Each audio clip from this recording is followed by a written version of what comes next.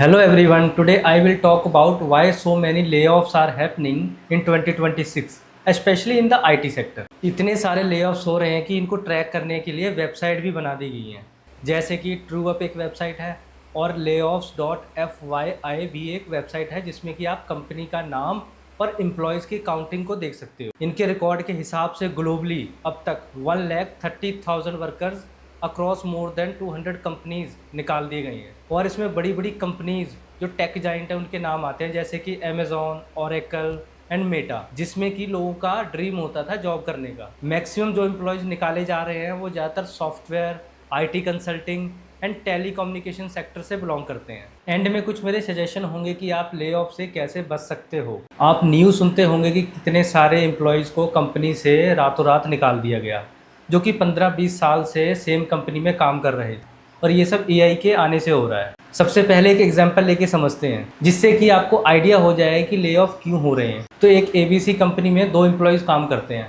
एक का नाम राम है और एक का नाम श्याम है। इनकी ये पहली कंपनी है। राम पिछले 15 सालों से इस कंपनी में काम कर रहा है और श्याम पिछले 12 सालों से इस कंपनी में काम कर रहा है।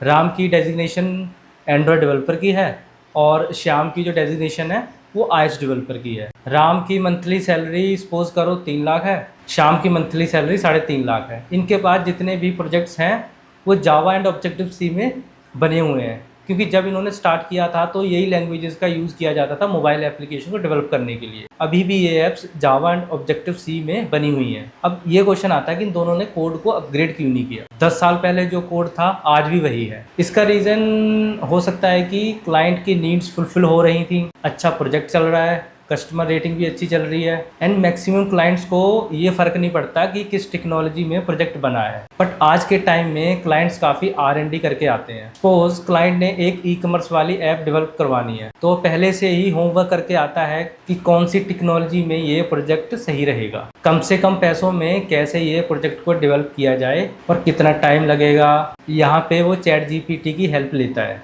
और chat GPT A to Z आपको सब बता देता है कि ये ऐप कैसे बनेगी, कितने टाइम में बनेगी और कितने लोग इस ऐप को बनाने में लगेंगे। अब आते हैं फिर से अपनी राम और श्याम वाली एग्जाम्पल पे। राम और श्याम को तो सैलरी मिल रही है, उनको कोई टेंशन नहीं है। 10 से 15 साल सेम कंपनी में उनको हो चुके हैं, उनको इतना कॉन्फिडेंस हो चुका है कंपनी उनको कभी निकालेगी नहीं है। अब यहाँ पे एक न्यू चैप्टर की शुरुआत होती है। कंपनी एक न्यू डेवलपर को हायर करती है जिसका नाम कि राहुल है। उसको 3 साल का ओवरऑल एक्सपीरियंस है और वो एक हाइब्रिड मोबाइल एप्लीकेशन डेवलपर है। उसको फ्लटर भी आती है, रिएक्ट नेटिव भी आती है। अब कंपनी राहुल को राम और श्याम वाले जो भी प्रोजेक्ट्स थे उनको फ्लटर में डेवलप करने को बोलती है, क्योंकि जो राहुल है उसको हाइब्रिड टेक्नोलॉजी की काफ़ी अच्छी नॉलेज है। राहुल मल्टीपल लैंग्वेजेस में काम करता है, वो आज की जेन ज़ी जनरेशन का लड़का है, तो उसको सारी ये चीज़ छोटी मोटी एआई फीआई भी कर लेता है और मल्टीपल टूल्स भी यूज़ कर लेता है। वो chat GPT, vibe code and Clyde AI का यूज़ करके भी एप्लीकेशंस को डेवलप करता है। 6 महीने में उसने दोनों प्रोजेक्ट्स को फ्लटर में कन्वर्ट कर दिया। ये एग्जांपल लेके चल रहे हैं अभी हम। और फ्लटर क्या है? फ्लटर एक सिंगल कोड बेस में आपकी एप्लीकेशन क्रिएट करता है, जिससे कि वो एप्लीकेशन आपकी एंड्रॉयड में भी चलेगी और iOS में भी चलेगी। सिंगल ही कोड बेस रहता है। तो राहुल ने क्या किया, राहुल ने जितनी भी क्लासेस थी, अब चैट जीपीटी, इसमें चैट जीपीटी का बहुत बड़ा रोल है। जो सिंगल क्लास होती है, कोई भी सपोज उसकी जावा की एक सिंगल क्लास है, लॉगिन स्क्रीन है, उसने लॉगिन स्क्रीन का डिज़ाइन उठाया और उस क्लास का कोड उठाया और उसने सीधा चैट जीपीटी को पेस्ट कर दिया। उसको नॉलेज तो है ही है, उसको कोड बेस की नॉलेज तो है ही है। उसने चैट जीपीटी ने कन्वर्ट करके वो एक प्रॉम्प्ट लिखता है कि इस जावा क्लास को फ्लटर में कन्वर्ट कर दिया जाए।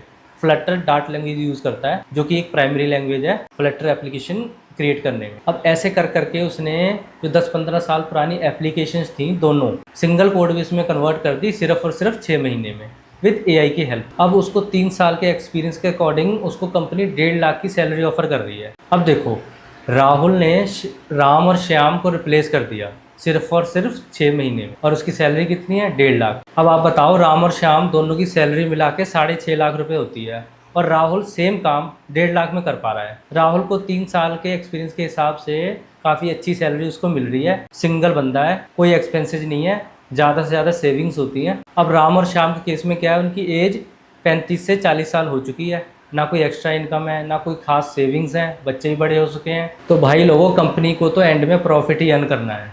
वो इतनी सैलरी क्यों दे दोनों को, जबकि उसका काम 1.5 लाख में हो रहा है। अब आप बताओ कहाँ उन दोनों की सैलरी टोटल मिला के साढ़े 6 लाख होती है, 6.5 लाख होती है, और राहुल की 1.5 लाख में वो काम कर रहा है। एक्सपेंसेस भी कम है और सेविंग ज़्यादा है।